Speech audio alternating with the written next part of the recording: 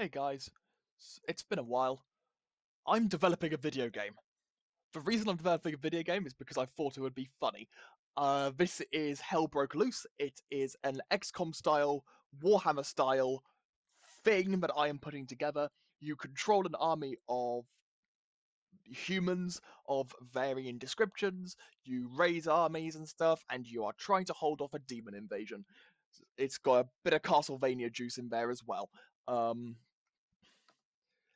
and this is the current version of it. So at the moment, it's just the battlefield side of it. There will be a second side of it where you do your army raising and that sort of stuff. For the time being, we just have the battlefield. I'm going to be showing you a smaller battlefield today, and then we'll go through the actual code. So you'll get a image of how this game actually works, and then I'll go into it a bit more in depth. So we've got a bunch of instructions here. I'll explain it all as we go. So, starting the game. Oh, we spawned quite close. So, this is my army. Normally, you'd have 3 times as many, and a board which is 3 times as big, but small game, small game.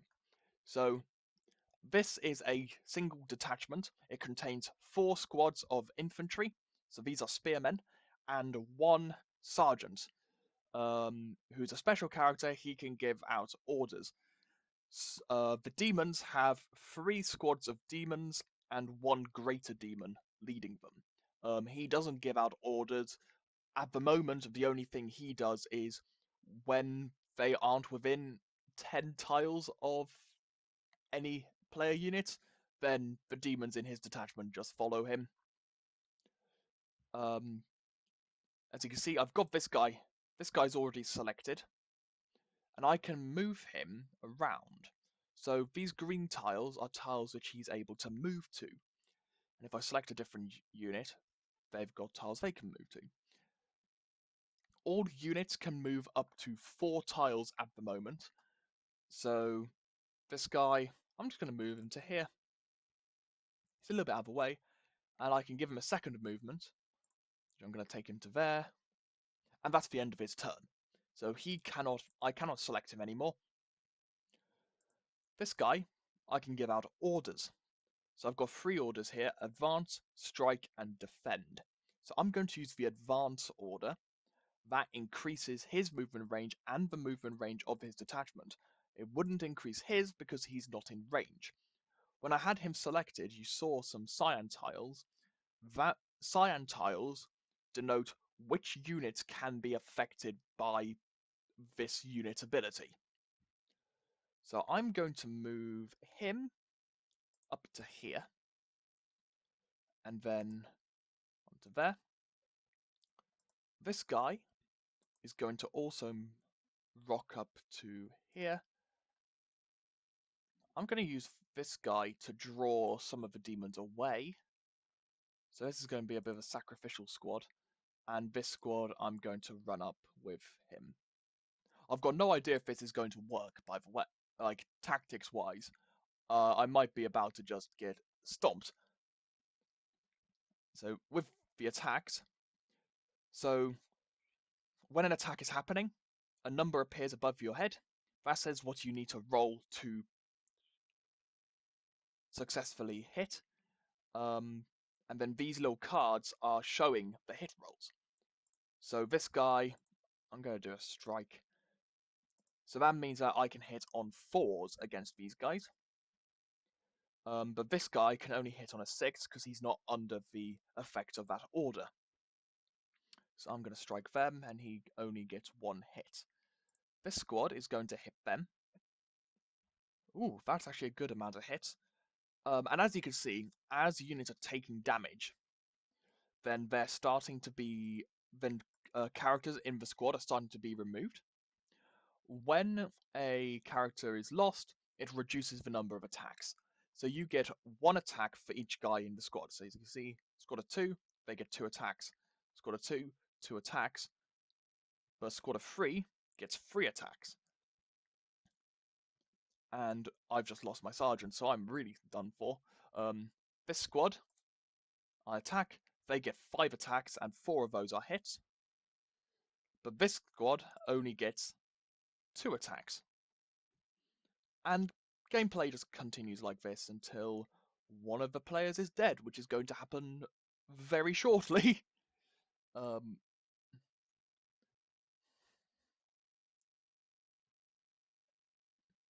Yeah, this did not go so well. I'm just going to throw an attack into him and see what happens. That is not a hit. Yep, and I'm dead. So then, defeat screen. If you win, it just says victory instead, and it closes the game, which is very useful for me because this is the actual development side. So I'm developing this in Unity. This is the tactical gameplay. I've not got the strategic. Hey, quick jump cut. The editor crashed. I think it was a memory issue. I don't know, but it seems to be working now. So let's carry on. um, so we've got a bunch of objects here. We've got all of our scripts and whatnot, and resources, everything like that. So I'm just going to go through a couple of the things in a bit more depth, just because I think it would be interesting. So we'll start with the game manager. This handles, well, managing the game flow. So this will determine what state the game is in, whether it's develop or creating a grid, spawning players, spawning enemies, which turn it is, and whether the game has ended with a victory or a defeat. It has a few settings here. Input enabled and is paused. These are used in the code. These just prevent the game from doing things while units are already doing something.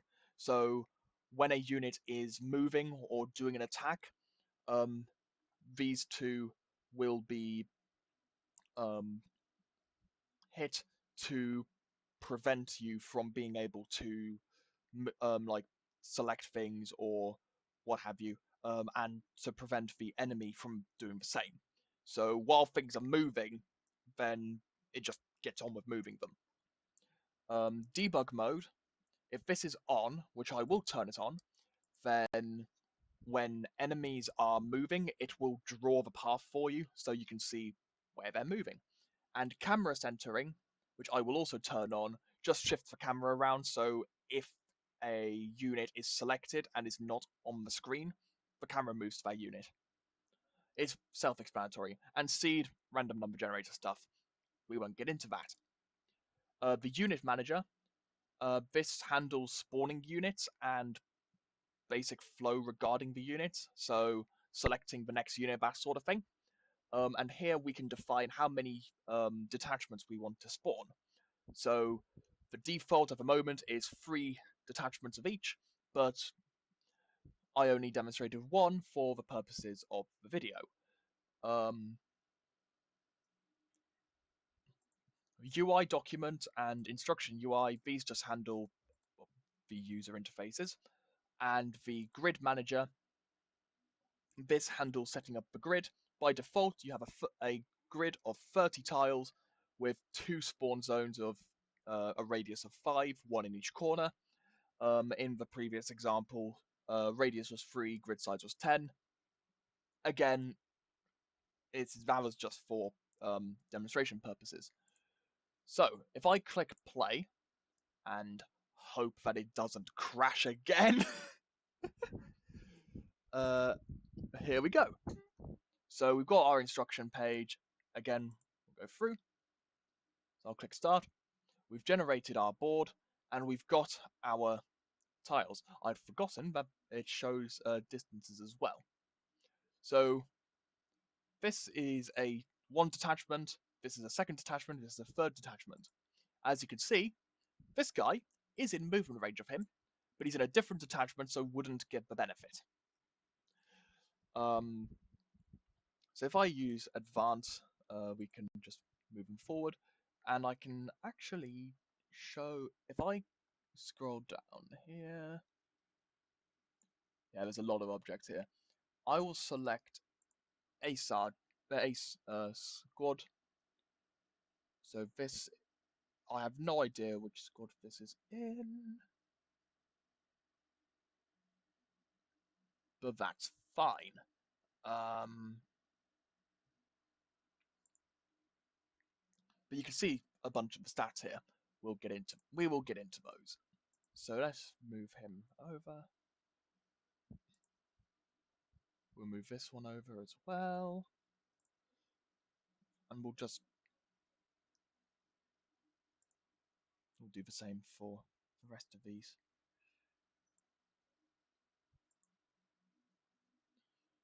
And then the next one will do the same deal. So I'll move these guys up to here. And these guys, I'm going to set them to defend, which probably won't have any impact at the moment, but it is what it is.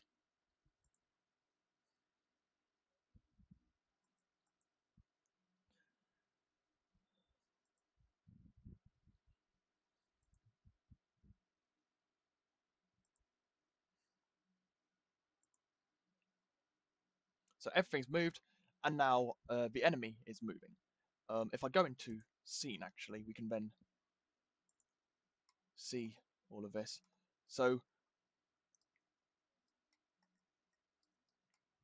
these are using the A-star pathfinding algorithm to move around, and what's happening is the greater demons are selecting the nearest target, as we'll see in a moment. There we go, and finding a path to them and moving along that path.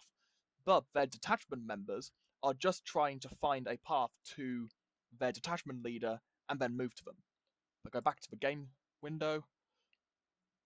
Actually, I'm going to skip this turn and we'll go back. So, yeah, you can see they're now getting closer. What I'll do is I'll move this detachment up, so then we'll get some attacking being done, and I can explain how the attacks are working. So, as demonstrated in the smaller version, you had your attack rolls and a attack threshold which you needed to reach. So each unit has something called a strength characteristic here and a toughness characteristic. So for the soldiers, strength 5, toughness 5. For your demons, your regular demons, they are strength 7 and toughness 5. So when an attack is being done, which we will demonstrate shortly, I'll click advance. I'm going to move up to there.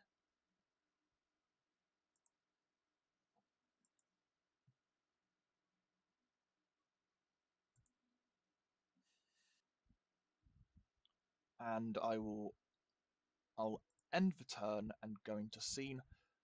So we've got this attack going on. So you've got your greater demon attacking a squad there.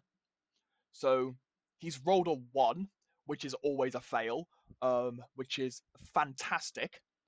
But if I go into the scene here and actually select him, that's his head. But so with a greater demon, you see they've got a strength of 9. So the way that strength and toughness is calculated, or the way that the threshold's calculated, is you take the strength of the attack, so strength here, and the toughness of the target, and you subtract the toughness from the strength, and you get the difference between that. And then you apply that to what is referred to as the default threshold. Default threshold is 6. So you need to get a 6 or higher normally to attack successfully. And this difference is added to that. So this guy's got a strength of 9, and the spearmen have a strength of a toughness of 5. So the difference between them is 4 in favor of the greater demon. So the threshold is reduced by 4. So it's reduced from 6 to 2. This can only go as low as 2. So if the demon had a strength of 10, then it would go to a 1 and then be bumped back to a 2 because it can't go any lower than that. So if I continue, these guys are moving, but they've got to use all their actions to move, so they're not going to get any attacks done. And I'll skip the rest of the movement because it's going to be much the same as this. There's no more attacks going on. So we now get to attack back, and if I apply the strike order, you won't see any change in here. But so if I select this squad, you can see there's no change here. However, every single unit has a modifiers set. If I go into the script, I'll just load up. Nah, I won't bother loading it up. There's a set of modifiers which can be applied to them. So what the strike order does is for all units within range, it applies a modifier to their strength to increase it by 2. So now, normally, these guys would be hitting against them on a 6-up, but because their strength has been increased by 2, that brings the hit threshold down to a 4-up. So I can now roll to attack, and I get a couple more hits. And now I'm onto these guys. And then the defend order applies a modifier to increase their toughness. And the advanced modifier applies a modifier to increase their movement range. I do also have in there a modifier so you could increase or decrease the damage of an attack, but that's not currently being used, and there'll be other modifiers which I add later on. To be honest, that's really all there is at the moment. So yeah, I've not got anything else to say really. So as the game goes on, then you deal damage, you take damage, units start to die. Whoever has units remaining at the end wins.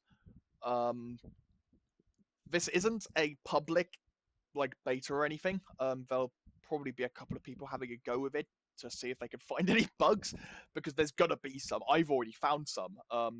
When a leader is auto-selected, sometimes their orders don't appear, and you then have to reselect them in order to be able to give orders. So that's a problem.